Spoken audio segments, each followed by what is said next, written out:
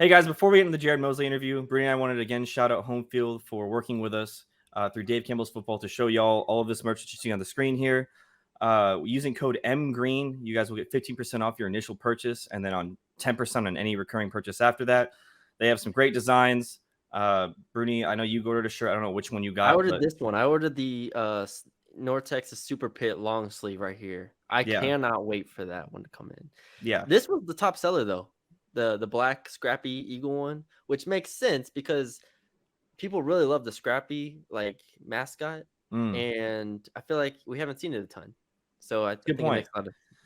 Yeah, they go into the historical stuff of the school, so that's why you probably haven't seen a lot of Scrappy anywhere because most places can't, and they're able to work directly with the university to make these designs. So again, M Green to get 15% off your first order, 10% off any order after that. And I do want to shout out everybody who already has used our code and made their purchases.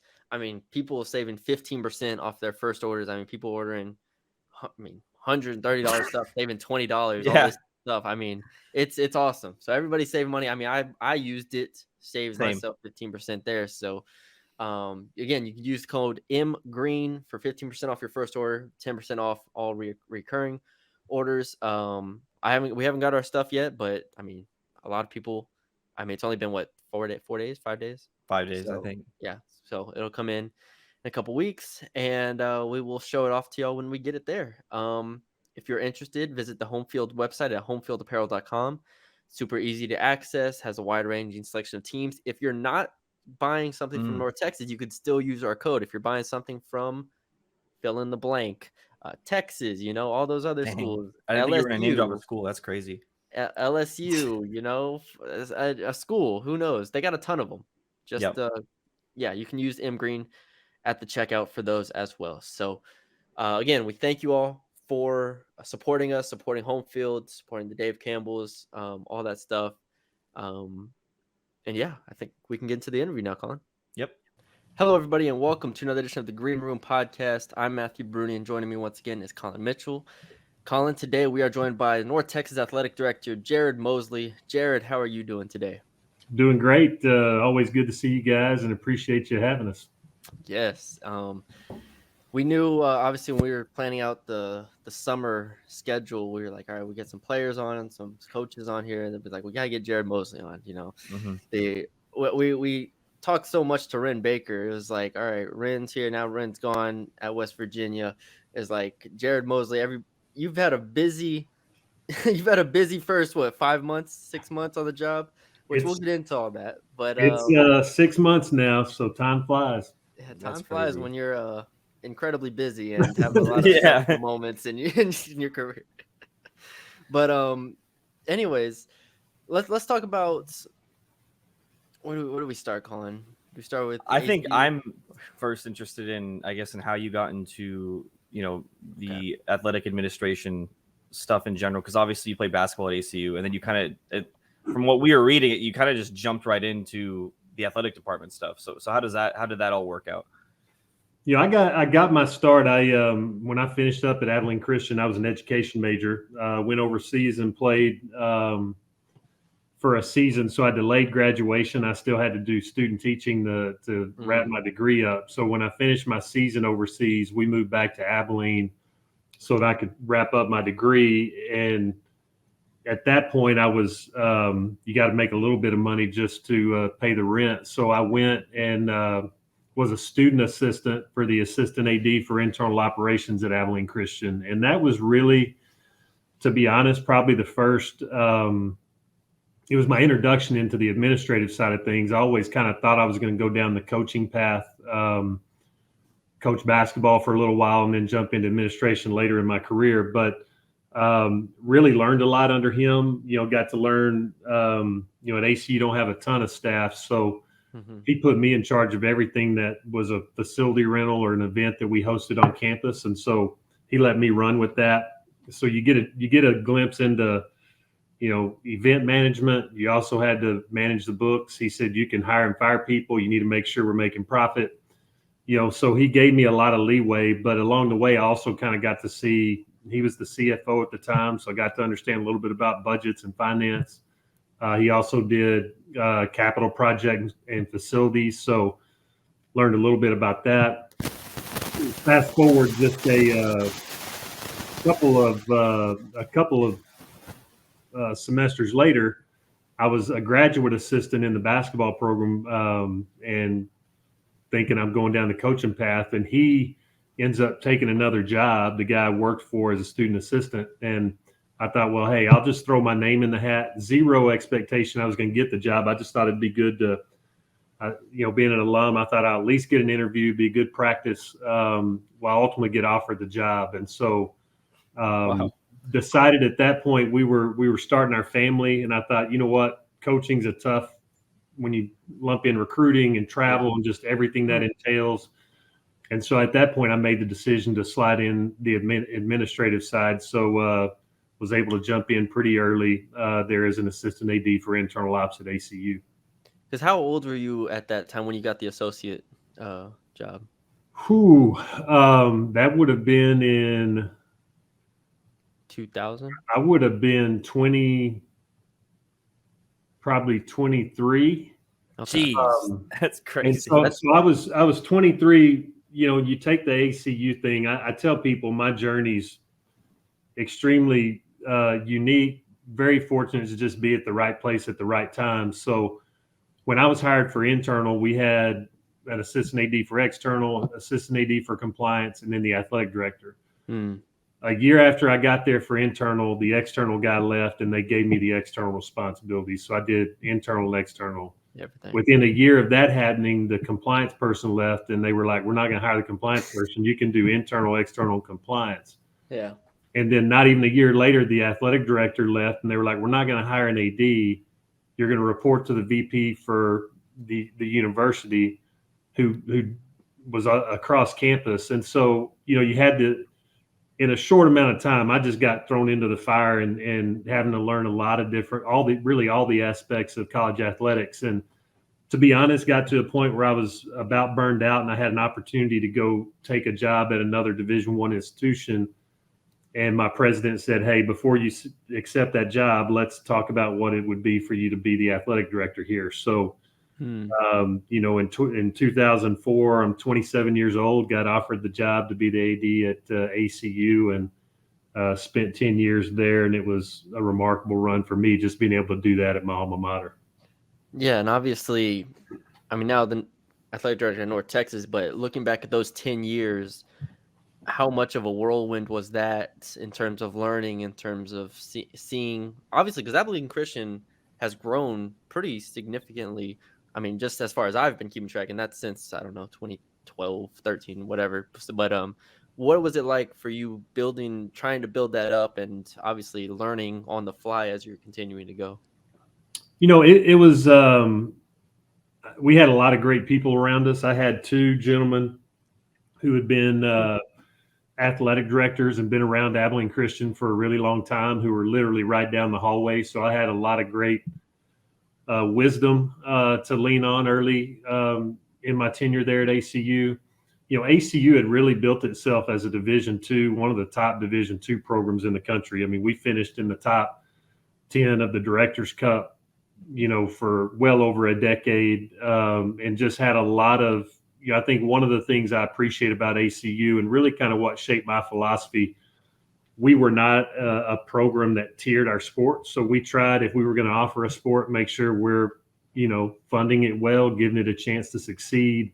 And so, you look at kind of transitioning from that time there and this opportunity here at UNT, like that's been one of the things, when Ren got here and that we're going to continue to push ourselves in, is making sure that we're giving every sport we have a chance to compete for championships. I just think when you're trying to create that experience, it just doesn't sit right to provide that for some, and then some programs just never have that opportunity. And so, we ultimately want to make sure we're providing, championship level experiences, but then also all the stuff around life skills and career development and just the things that you want to prepare people for life. I just think, college athletics, when you look at, I tell people all the time, I think for a big portion of our student athletes, it'll be the single most important classroom they ever set foot in. Your college degree is great, but I just think the things you learn walking through a high functioning, well organized athletic program, it just sets people up for a lot of success later in life. Was there ever a moment? Sorry, Colin, cut No, you you're off. fine. But was there ever a moment at ACU? I mean, looking back on it now, where you're like, how did I get through that? How did we get through that as an either athletic department or just you as the AD? And being like, all right, how did we either overcome or look back at a crazy situation like that? Yeah, I looking back, you always you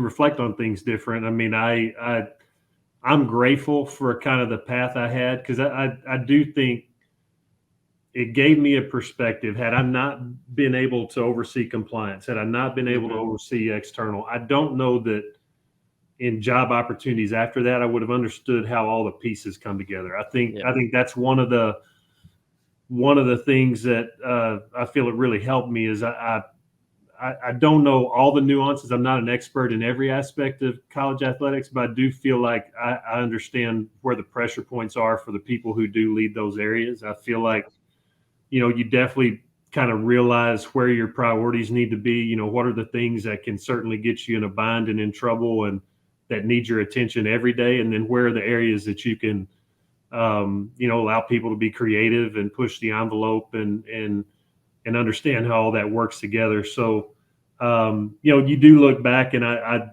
to have done that and realize what happened over a 3.5 year period, it kind of, I'm amazed at where we were able to get, but at the same time had great people at ACU. And, I tell people all the time, that's actually my time at ACU when I became an athletic director. That's when I met Ren. Ren was a young AD he was starting a program at Rogers State, NAIA program in Claremore, Oklahoma. And we had a mutual friend who had introduced us together. And so, really early in my career, early in his career, we kind of became, neither one of us had a chance to work under, another AD or another program. And so we became really good friends and really leaned on each other throughout the years, just as we, we're both coming up through athletic administration together. How did obviously, like, so is that kind of what brought you guys together at North Texas, obviously, with him being AD and you being the assistant AD? It is. And it's funny, when I left ACU for the opportunity, I had a search firm reach out about, the Texas Sports Hall of Fame, president and CEO role.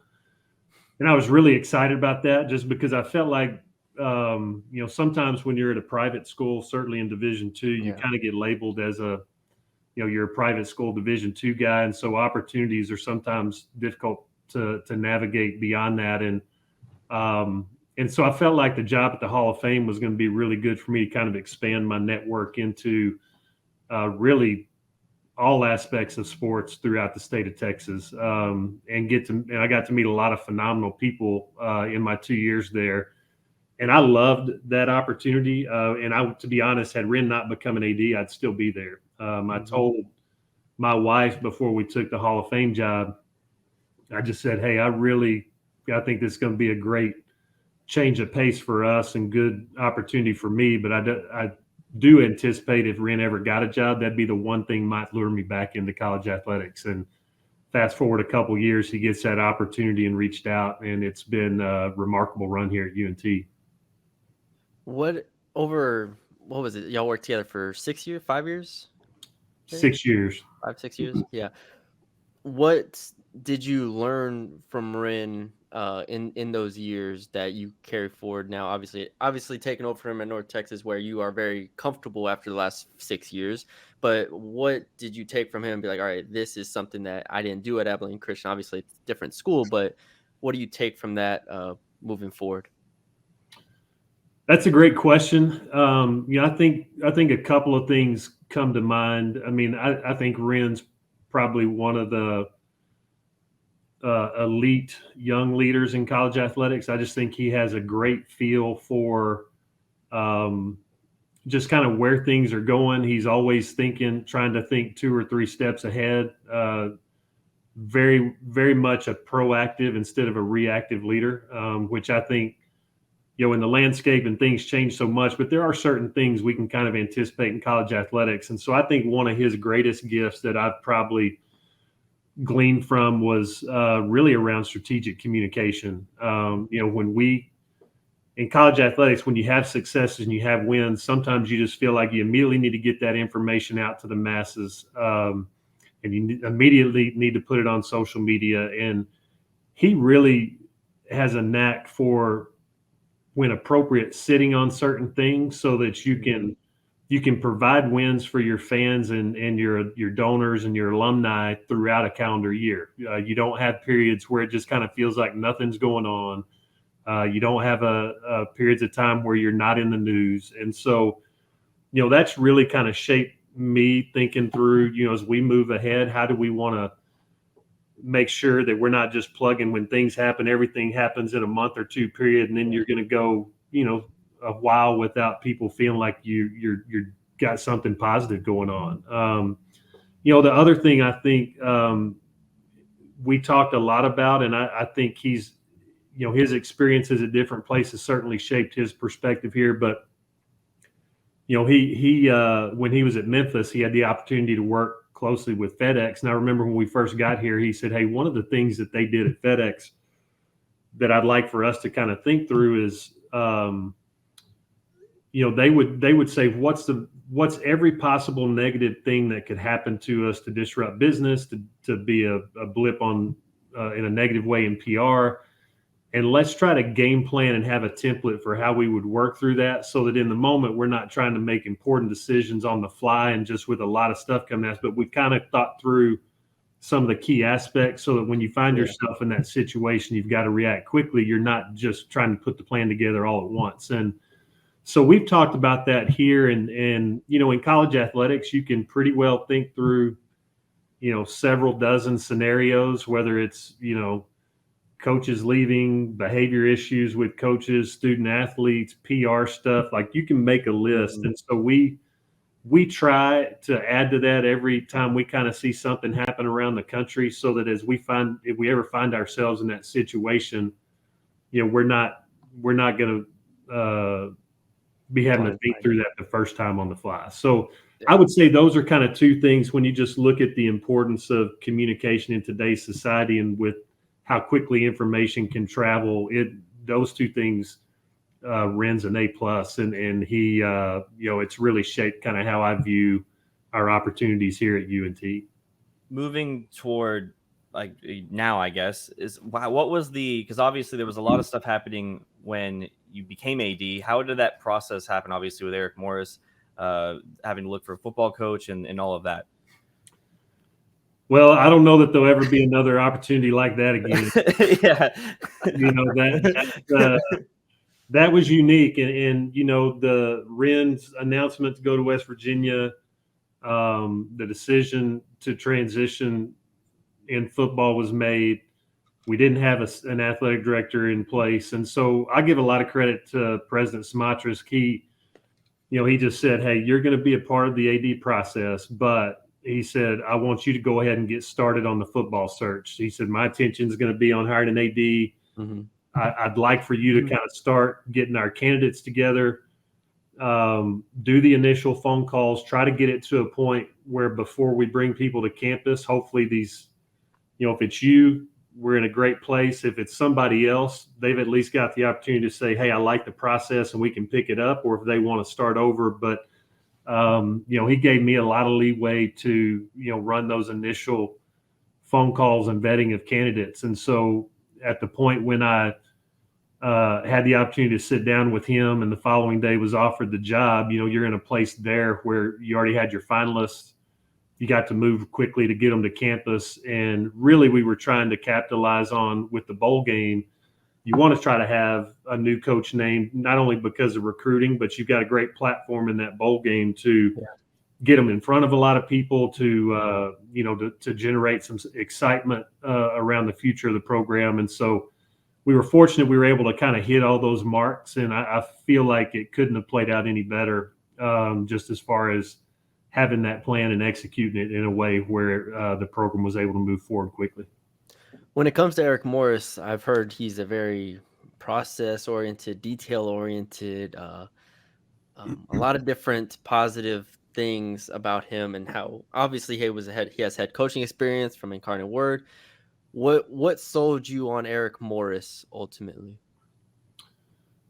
I tell people all the time, I think, in 2 days I did 16 phone interviews or Zoom interviews with candidates, and he was my second interview on the first day. And I remember coming away from there like, wow, this guy, you could tell he's been a head coach before. He was not articulating a vision that was, well, here's what we did back there, and here's what this coach did, and this is how I might tie it in. I mean, he had a very well thought out plan for how he would attack the opportunities at North Texas, and also, just some of the challenges that he felt were here, how he would address those. And, I went through those 16 interviews, and to be honest, he was head and shoulders above the others as far as just being able to articulate a vision that really resonated with where we were today in our program. And, the descriptors you just used for him, I would say, I think you can already see the benefits. I mean, he wanted to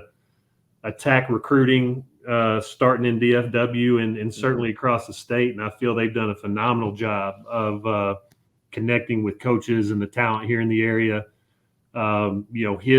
His delegation across his staff and how he's utilizing and has built out not only his recruiting arm, but just every coach knows exactly what their role is. And you just see a fluidity in their ability to work together that I think, you're going to start to see success. So I'm super excited with just the progress made so far. I love Coach Morris's energy and his passion for this place, his passion for student athletes. And I think we've got an extremely bright future ahead of us under his leadership. Obviously, we just talked about Eric Morris, but we have men's basketball, women's basketball, smaller sports like golf, and then going to the American. What's it like trying to keep the momentum of like basketball, for example, and then having to make sure that North Texas is ready for going into the bigger conference? That's going to be a process, and I try to remind as we've had to fill those spots.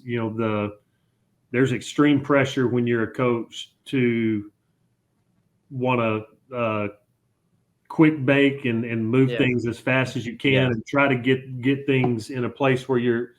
But I've told all of them, like I want success as much as they do and as much as the next guy, but I also don't want a shortcut for short-term success that can't be sustained. And so really, I think when you look at Coach Burton, you look at Coach Hodge, certainly, like those guys have a lot like Eric, a vision for how they're going to get there. And at the end of the day, I think they're just unbelievable leaders and creators of culture. I think you have to have coaches who believe that we can be successful here. I think they have to pass that on to student athletes. I think you have to certainly have an eye for talent. And I think this group we have and the new coaches we brought in, their ability to recruit to the level that we're going to need to in the American, but then also back it up with a culture that can sustain success over time. Like that's what we're aiming for. And,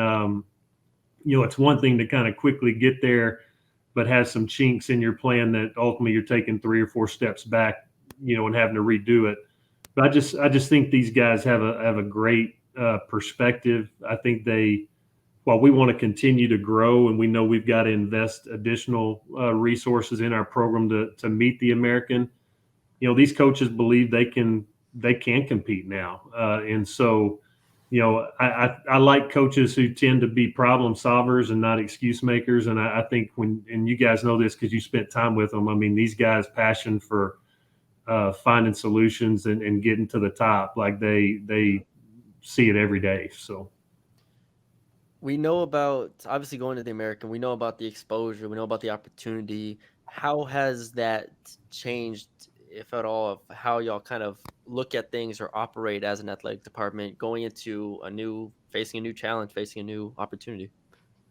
I think one of the things that is going to take us a little bit of time, you benchmark, and So everything from budgets to personnel to, number of people you have in academic support, sports medicine, strength and conditioning, nutrition, like all that stuff plays a part in getting there. And so, I think for us, just trying to map out a plan and again, prioritize what's going to move the needle for us the most in these first couple of years until we get some of our self-generated revenues built up and some of those things like that. That's really where a lot of our focus is.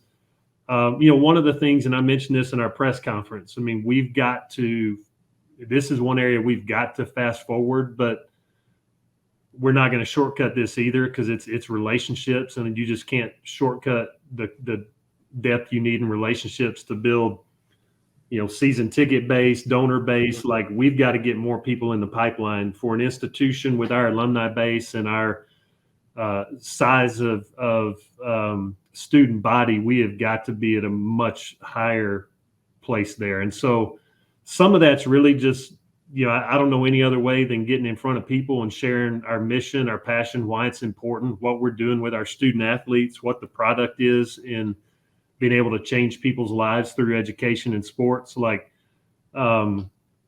that's every day we're talking about how can we do a better job of that. But then I also want our fan base to realize, and it's not a slap that we haven't been able to do that over the course of time. It's just a reality we're in, but we need their help too. Like the best way to multiply this is to have people who have come through these doors who love this place and to bring their friends along. Like I'm shocked at how many people I run into within a 10-mile radius of campus who are alums and they've not been back to a game since they finished at UNT, or they drive by and they see it, but they've never got out to come in and look. And, I think for us, we've got to capture that, and some responsibility comes back on us to make sure that our in-game experience is where it needs to be so that when people come, they feel like it was a good value and they want to come back. And so we've spent a significant amount of time as a staff this summer with different focus groups and just internally thinking about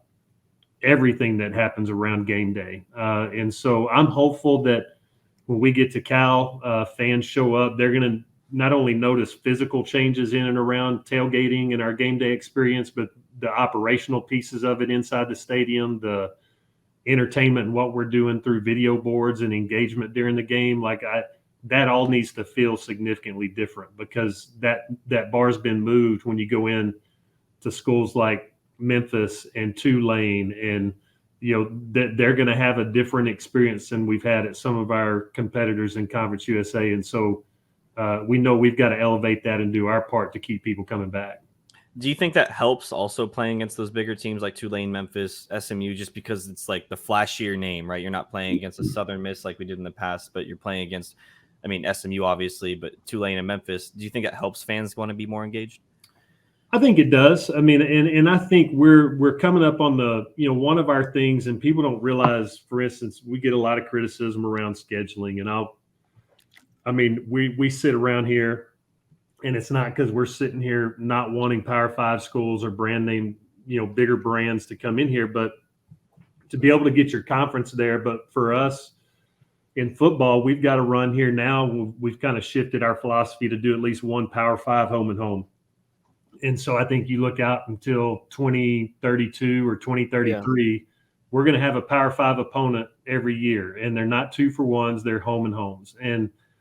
And so, those types of things, we know that's important and we've got to do that. But some of that, to be honest, is a little bit out of our control. Like getting home and homes with Power 5s, the landscape's changing a little bit. And you hear some of these Power 5 programs talking about wanting to do more conference games, and which that's going to mean fewer opportunities for these home and homes in the future. So I think it's going to always be a challenge and difficult. But I'm hopeful, given our location and kind of what we're trying to build here, that we'll still be a viable option for people who want to be able to get into Texas, play a game here. Certainly it's easy to get in and out of Dallas-Fort Worth. And so I do think you're going to see in all of our sports non-conference schedules strengthen, but certainly the brand value in the institutions in the American Athletic Conference is going to help us significantly. Yeah, we talked to it was Grant last year, right, Colin, where he went through the scheduling with us and Oh yeah, talked us yeah, through how it. that all worked. Like even like for football, I feel like actually y'all done a really, really good job with this. I mean, if you look at last year's SMU, Memphis, UNLV, I mean Texas Southern as the FBS one, but I'm like, if you look at it, SMU, Memphis, those are games that if you win those games, they give you a significant boost in those situations. For example, Cal this year, they're a P5 team, but they are a game where if North Texas plays well, they could win that game. Yeah. And so then that gives you a significant boost too. You're not going to get those one-on-ones with, Arkansas or someone to come play the home and home with you. That's really tough in a lot of situations. And so that's why I feel like actually I've done a really good job with you and Ren and guys like that. But I guess, fans always want the like, oh, why can't we get OU. I don't know, TCU Yeah. home game or something. I'm like, that's just not really how it works. I mean, traveled to Missouri, played Missouri team that, lose by 13 in that game. So I'm excited that SMU will be a conference opponent now, so that frees up a slot in the future. But overall, I think it's been real good. I like this year's schedule too, even FIU and La Tech, which are obviously winnable games, and then Cal. So if it's a really good year, 4-1, 3-1, something like that, or 4-0, 3-1. I like that. Well, and it's a couple other things, just not to belabor scheduling, but I think it's good for fans to kind of understand. One, particularly with football, you're scheduling so far out. So you'll schedule a game and you're like, hey, this could be really good. And then there's a coaching change, and all of a sudden that game you thought you might have a win in, all of a sudden is a really tough game. And so you just don't know how the ebbs and flows of competition. So you just have to roll the dice on scheduling. I think the other thing is the home away sequence. We always hear people, we always got to start on the road, and by the time we get the home game, people are going to cancel. That's a function of we don't want to have 3 or 4 road games in our non-conference. We don't want to have necessarily 3. We've got some years coming up where we're going to have 3 of our 4 games will be home games. Like, I'll take that every now and then. But there is a sequence to that you just have to plug games in where they make sense. And it's just hard to unwind that once you're dealing with decades-long kind of scheduling patterns. And so, we've tried to do a better job to ensure big buyouts if we're doing our home game on the back end. And not that that's going to impede a school from saying, hey, we'll buy you out. But if they do, we're at least getting, a windfall of a decent amount of money. And we put that number to place where in most cases it's cost prohibitive for somebody to try to get out of the game. Yeah. So you're not going to give us the scoop on who we're playing in 33, 34? I think most of that's already out there. Like we do have, so we've got some games that we're still working through general counsel. Like some of the verbiage in contracts has to do a lot of back and forth because some states don't want certain things in there. But I think we're in a pretty good spot from a scheduling perspective. All right, we'll follow up on this in 10 years. Oh yeah, right. You guys will be there. I don't know. I hope I'm still here, but you guys can be talking about it for sure. We'll be talking about it either way. I mean, that's pretty much all we have for the American, for everything like that. You got anything else, Colin, before we wrap it up? I just have a fun question I want to ask. All right, go ahead. So we normally ask athletes this, but you were an athlete. Might still be. When you played basketball, what was your secondary sport? Like were you a football guy or? No, I was a baseball guy. I was actually I was an all-state baseball player. Was not an all-state basketball player. So wow. But that's how 2A Texas baseball and basketball work. Were you a pitcher? No, I was first baseman. Oh, that makes sense. Okay. Yeah. Okay. Interesting. And we were trying to figure out if you were the tallest guest we've had on the podcast. How tall are you exactly? I'm 6'8". Yeah.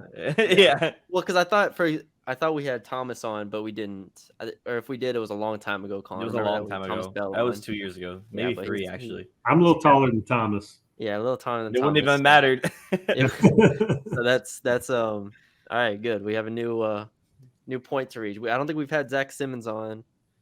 I don't think we didn't have a Boo on at any point. So yeah, there's a few of those guys that would definitely have me. So they're out there. When you played, were you a stretch 4? Were you getting double doubles? How were you playing? No, I played the 4 and the 5, and then when I went overseas, the pro game is just so much matchup driven. So you could find yourself playing. I could shoot a little bit, so I would play 3, 4, or 5, just kind of depending on matchups. But primarily a 4 and 5 in college. What country did you play in? Played in the Middle East in Qatar. Interesting. Interesting. There you go. Yeah, head of the curve. The World Cup goes over there. Oh yeah, yeah. There you Jared go. Mosley go over there. Yeah, they will. I can attest to they will have challenges keeping things cool over there that time of year. Yeah. I could not imagine. Any fun vacation plans? Have you already gone on vacation, or you gotta take a week off? Ren always took like 2 weeks off or something in the middle of the summer. So He's I'm this summer, just because the pace and everything we've had going, we're doing like 3 little kind of extended weekends. I took my family out. We spent a little time in Florida end of last week. Have an extended family trip up to Hot Springs, Arkansas here over July 4th. And then we always go down and do a river float at the end of summer with the kids. So we'll have a few days down in Green, Texas, which is our little piece of heaven here. So look forward to that at the end of the summer. yeah, always love a good floating down the river. Oh yeah, can't go wrong with that. I don't Especially know. it's on 110 outside. I mean, Yeah. just got to make sure you're sunscreened up. Like floating out there on there, you get out of there, and it will not be a good That's what rest of I'm your trip. saying. Last summer I went to Destin, Florida, on the beach, sunscreened up except for my feet. My feet got cooked. I forgot about that. Absolutely cooked. Oh yeah, Colin, You always forget about your feet, but I mean, like, yeah, that's not a good one, because the slides, the flip flops, that just hurts the rest of the trip. I forgot about that. That's funny. Yeah, Colin, I forgot it was for the wedding. I was like, I forgot. Yeah. I had the That's picture. crazy. Dang, I can't get it. But anyways, all right, that's all. We've taken enough of your time. 35 minutes. Thank you, Jared, for coming on. This was a lot of fun. Appreciate you guys. It's love what you guys do, and always we love the opportunity to be able to put our coaches and student athletes out there. So appreciate you guys. Absolutely.